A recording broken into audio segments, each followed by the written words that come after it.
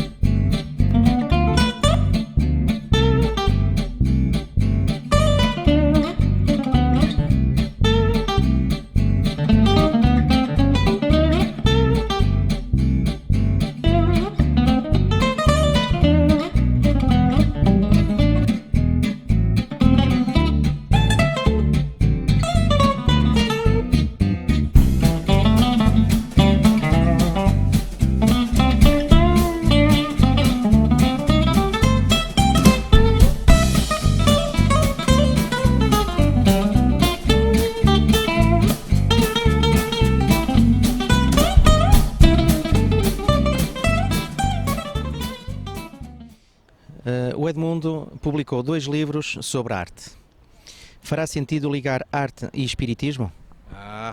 Faz todo sentido, tanto que na origem, né, essa ligação já existiu com Kardec. Kardec convivia com os artistas, Kardec conhecia o movimento artístico da França e questionou os espíritos quanto às artes. Tanto que tem uma pergunta no Livro dos Espíritos, entre algumas que falam sobre arte, né? Mas tem uma especificamente sobre a música, se os espíritos percebem os sons, né? Então a preocupação dele com a arte esteve presente nessa ligação da arte e espiritismo o tempo todo. Penso eu que na contemporaneidade, quando a gente passa por um instante tão delicado do nosso planeta, quando a gente precisa da emoção, porque a razão ela nos esclareceu, ela nos deu tecnologia, ela nos deu avanço, mas ela não nos transformou na essência. Até porque para a transformação íntima você precisa de uma renovação emocional. A arte tem o sentimento e a emoção como instrumento de trabalho. No meu entendimento, não temos como desligar a arte do espiritismo, desconectar, né? Elas estão juntas e contribuem no nosso progresso espiritual.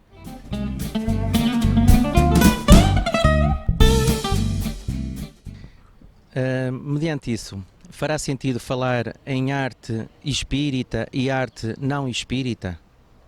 Só por uma questão didática, pedagógica, para a gente compreender que quando falamos arte espírita, estamos falando do que Kardec falou, a arte espírita, né? A inspiração da arte a partir da visão do espiritismo, né? Da compreensão do mundo espiritual, da reencarnação, da visão de mundo que a gente tem com o espiritismo. A arte é uma linguagem, é uma forma de ver a vida, né? E ela não tem separação, não tem arte medieval, não tem. A gente faz isso para estudá-la, para ponderá-la. Quando a gente diz arte espírita, nós estamos falando de uma visão, né? A nossa visão da arte, e que tem uma diferenciação, não no seu resultado final. Nosso resultado estético enquanto artista continua o mesmo, mas o seu procedimento de construção, de inspiração, de consideração da presença da espiritualidade no processo criativo, né? A possibilidade do sono, né? Dos sonhos como inspiradores, de você se desdobrar durante o sono e ter acesso a conteúdos espirituais, como descreve André Luiz em alguns de seus livros, né? E outros espíritos também. Tudo isso é patrimônio, melhor, é um olhar do espírita, e o que não nos faz diferente no seu resultado artístico, mas o processo de construção e inspiração, aí cabe a gente aplicar um arte espírita para destacar que é diferente do que fazemos não sendo espíritas.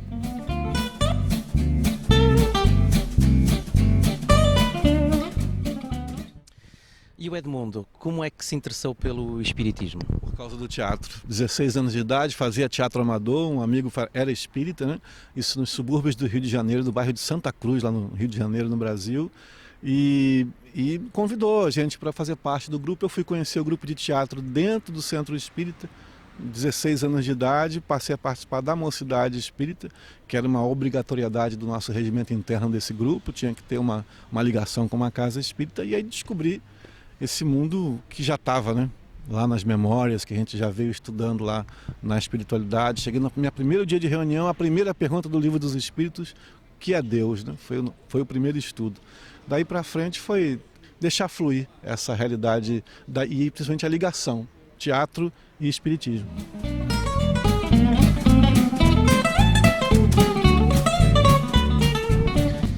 E como se interessou pelo teatro? Uma brincadeira. Era uma brincadeira adolescente, só que era um grupo amador que oferecia um curso gratuito. E eu cheguei num dia de ensaio e sentei para assistir um ensaio. Faltava uma semana para a estreia da peça. Eram 3 atores, 3 atos a peça, com mais de 50 páginas. E eu fiquei muito curioso como é que eles conseguiam decorar todo aquele texto. Mas aquela vibração do teatro, aquela imagem das pessoas ensaiando ali, vai estar chegando a estreia, isso significou alguma coisa para mim e me manteve ali. E o fazer, a experiência de ir para o palco foi apaixonante, diferente e me trazia uma memória de alguma coisa que eu não sabia bem naquele momento o que era. Mas era um teatro amador. Um dia eu sonhava, quem sabe, poder estudar teatro na faculdade, poder me tornar um ator, e isso acabou acontecendo, né? Por um planejamento da vida mesmo, sei eu hoje, né? Um planejamento da espiritualidade meu enquanto tarefa de crescimento espiritual e prática disso no ambiente espírita. Que idade tinha? Tinha 16 anos de idade também. Eu comecei no teatro e 6 meses depois eu estava na casa espírita.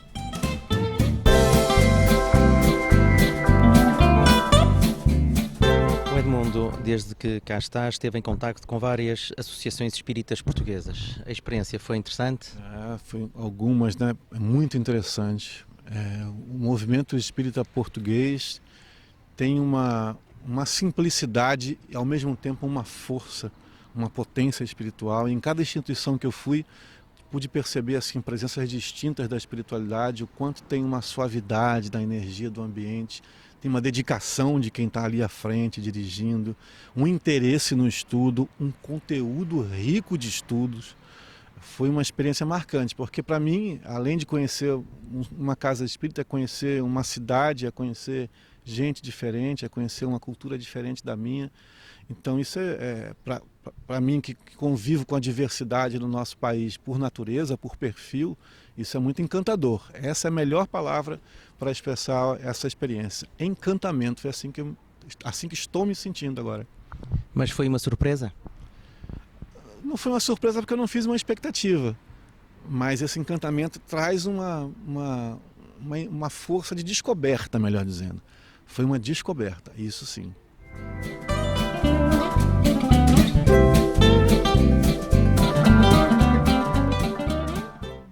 Na sua opinião, o teatro nas casas espíritas seria de alguma forma uma maneira de poder atrair o jovem a estudar espiritismo?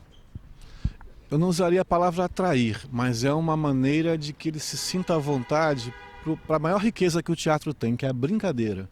O jogo de viver outros personagens, outras situações. A gente precisa isso nessa faixa etária do espírito encarnado, na faixa etária jovem. Precisa ter espaço para se expressar.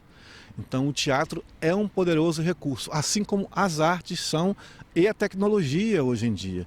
Mas isso tudo só funciona se o jovem, e quando a gente fala jovem é uma espécie de clichê, de carimbo, mas o espírito que está nessa faixa etária, que já passou por uma infância de descobertas da vida, que já trouxe suas memórias de outras vidas e está nesse momento de transformação, de impulsos que são até químicos do corpo, se ele possa ser protagonista desse fazer.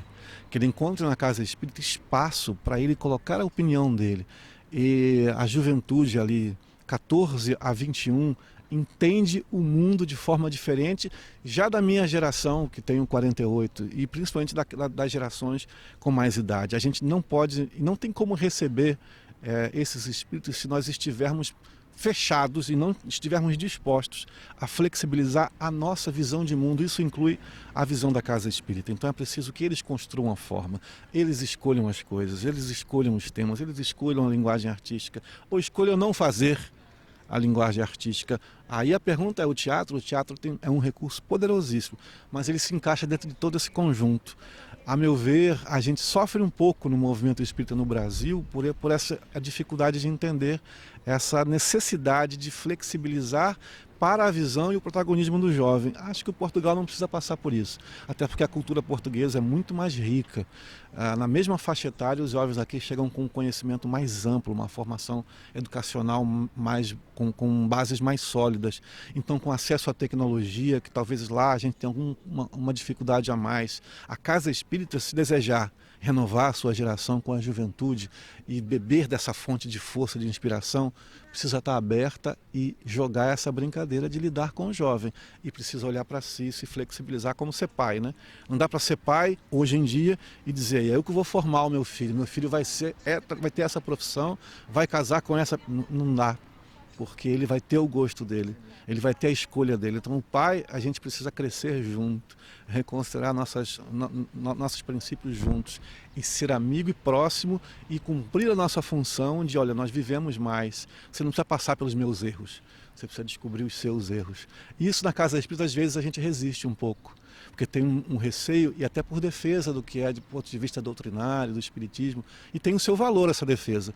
Mas se nós quisermos o jovem na Casa Espírita, a gente tem que balançar as nossas bases, isso é amedrontador às vezes.